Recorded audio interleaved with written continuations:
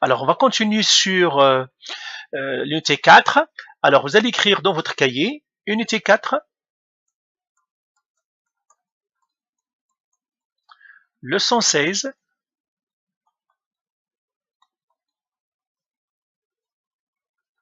vous écrivez la date, vous écrivez l'heure, et là, on va faire exercice. Vous allez, le titre de ce cours-là, c'est exercice sur les transformations. Transformations. Alors, les transformations, vous devez les comprendre très très très bien parce qu'en 11e année, on va revenir sur d'autres fonctions, racine carrée, etc., etc. On va y revenir aussi en 12e avec d'autres fonctions. Les transformations sont très importantes à comprendre. Donc, on va faire quelques exercices au fond. Ok, alors regardons l'exercice ici. Là, qu'est-ce qu'on va faire? Là, on avait, avant, qu'est-ce qu'on faisait? On avait l'équation et on sortait les transformations, comme les exercices que je vous avais demandé de faire ici. Donc là, ce sont les exercices que vous devez faire. J'ai l'équation, je dois trouver les transformations. Je peux même faire le graphique, si vous voulez. On a vu comment faire le graphique, etc. Donc si j'ai l'équation, je peux le faire. Maintenant, c'est le contraire. J'ai les transformations, je veux trouver l'équation. Alors c'est très facile aussi. Donc tout simplement, il faut suivre les règles et c'est tout. Donc, translation. Donc, trouver l'équation de la parabole qui a subi les transformations suivantes. Donc, la question A, on va commencer par la première. Ici. On va sortir, à partir des informations, on va dire tout. Alors, translation horizontale, tout. Alors, nous, on sait bien que ça veut dire tout ça. H, nous, dans les translations horizontales. Translation horizontale. Donc, ça, c'est un petit rappel. K, nous, dans les translations verticales. Quand j'entends translation verticale, c'est le K. Ce sont les mots-clés là. K, translation verticale. Dès que j'entends translation verticale, attendez, translation verticale, ou bien vers la droite, ici, H, translation horizontale. Mais les mots-clés, translation horizontale, vers la droite, ça aussi c'est un mot-clé, ça veut dire que c'est une translation horizontale, vers la gauche, ça aussi ça me dit que c'est une translation horizontale, parce que la droite et la gauche, c'est l'horizontale. Le cas maintenant, les mots-clés, c'est translation verticale, et puis l'autre mot-clé, c'est vers le haut, parce que ça c'est vertical, vers le bas. Maintenant pour le A, quels sont les mots-clés? Les mots-clés c'est étirement, vertical,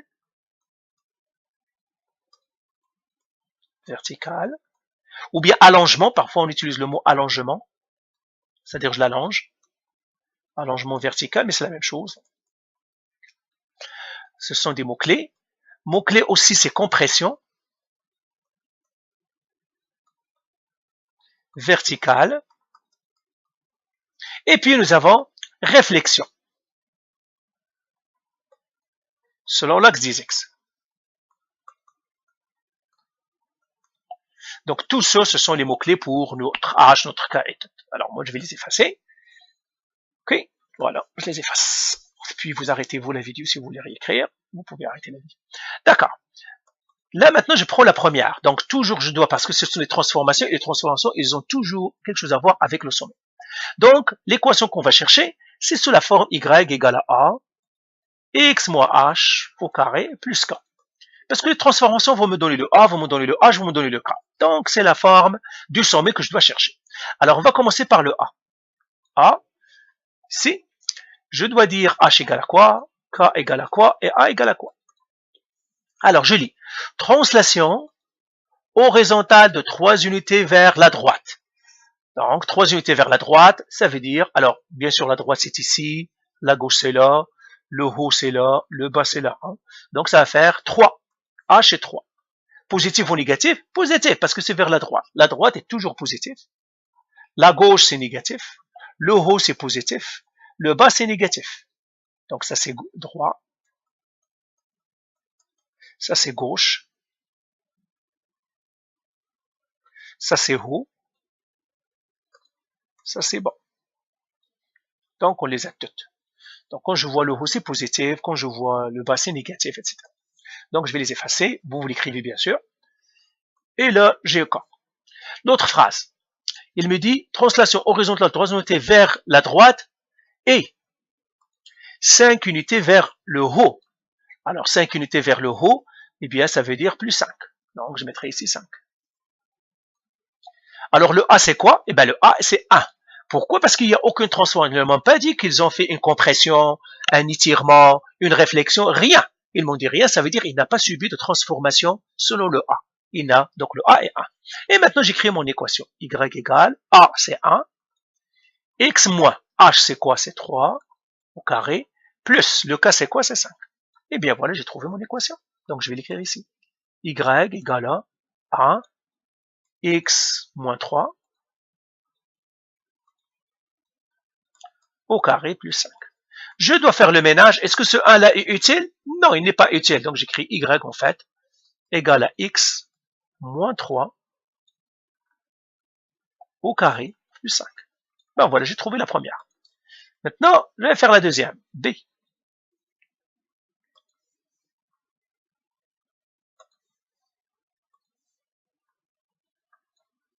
Quelles sont les informations? Même chose, je dois dire H c'est quoi, K c'est quoi, et puis A c'est quoi? Eh bien là, ils me disent étirement vertical de facteur 3. Donc c'est un étirement vertical, donc c'est A, c'est 3. Parce que le facteur, c'est le A, c'est 3. Étirement vertical, 3. Une translation vers le haut. Translation vers le haut c'est qui? C'est K. Translation de combien? De 2 unités vers le haut. Donc j'écrirai K égale à 2. Ben, ils ne m'ont rien donné pour la translation horizontale, donc le H est 0. Donc quand on a, alors là on va les résumer. S'il n'y a aucune information sur H, c'est que c'est 0. Pas d'information sur K, ça veut dire K égale 0. Pas d'information sur A, ça veut dire A égale à 1. On va les écrire ici. S'il n'y a pas d'information.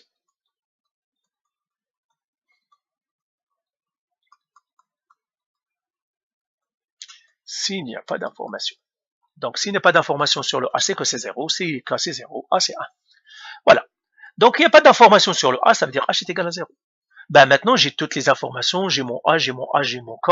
Je peux écrire maintenant mon équation. Y est égal à A c'est combien? C'est 3. X moins le H c'est 0. Donc je fais 0 au carré. Plus le K c'est 2. Donc plus 2. Là je fais le ménage. Ben, X moins 0, ce moins 0 là il ne fait rien, donc ça fait 3. X au carré plus 2. Pourquoi le 0 ici est inutile? Parce que si j'ai fait 2 plus 0, ce que ça me donne? Ben, 2 moins 0, qu'est-ce que ça me donne? Plus ou moins, hein, de toute façon. 2 moins 0, ça me donnerait 2. Moins 4 moins 0, moins 4. X moins 0, X. C'est pour cela que 0 n'est pas utile. Donc je l'enlève. Mais les parenthèses non plus ne sont pas utiles, parce que le X est tout seul, tant que j'ai fait Y est égal à 3, X au carré plus 2.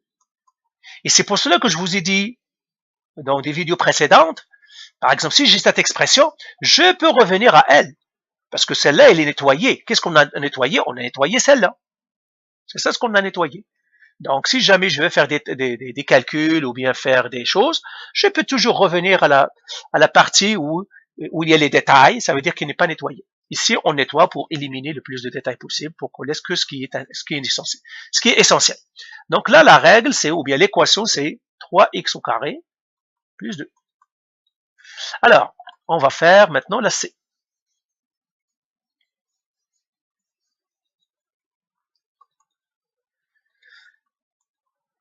Donc j'écrirai encore H égale, K égale, A égale.